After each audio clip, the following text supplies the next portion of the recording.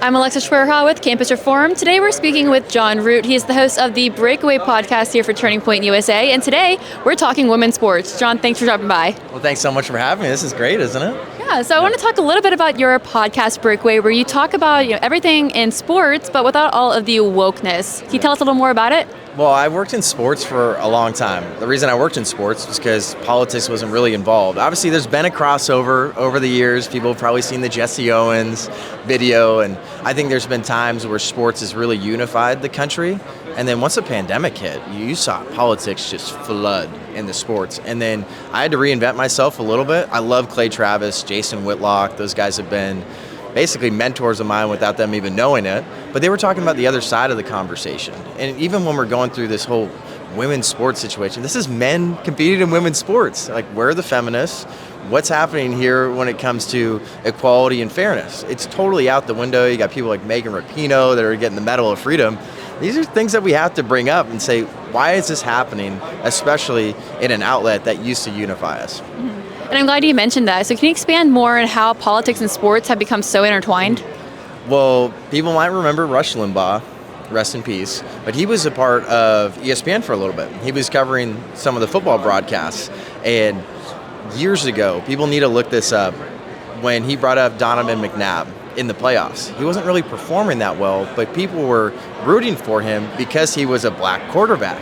But he wasn't bringing it up from this racist perspective. He was saying, like, I think it's interesting that the stats don't really line up, but we want him to succeed because we really haven't seen an African-American quarterback succeed like this in recent memory. And then that turned into a crap storm, and ESPN said, we're staying out of politics. But there was a shift.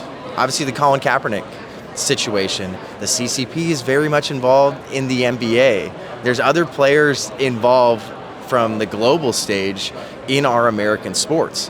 And then now you see athletes that got their big brands, social media is massive, and now every single team, league, organization feels like they need to make a stance on these political issues, and mostly they're cultural issues, and they're aligning with the left. And most sports media members are on the left. I mean, Clay Travis, his book, Republicans Buy Sneakers Too, which is a line from Michael Jordan, he explains it. A lot of these people are not voting for the right side of the aisle, or they don't align with that at all, so they're going to push these narratives that Colin Kaepernick's a trailblazer. Leah Thomas, this is progressive.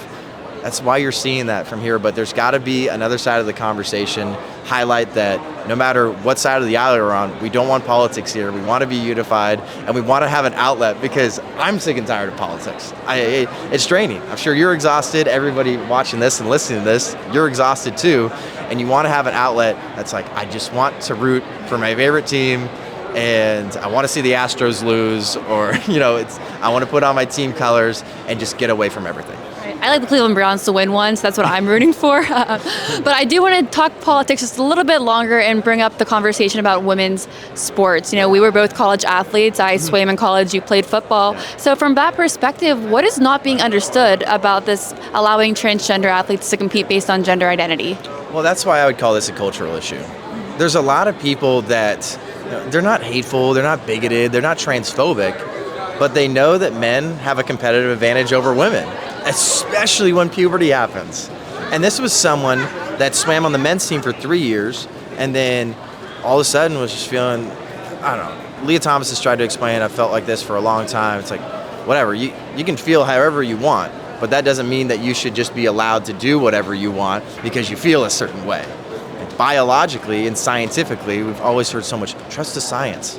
If we're really going to trust the science, we're going to know that men competing in women's sports is never fair. And if we're going to have the floodgates like that open, it's the end of women's sports. This is not a fear tactic. Women can't compete with men on the same stage.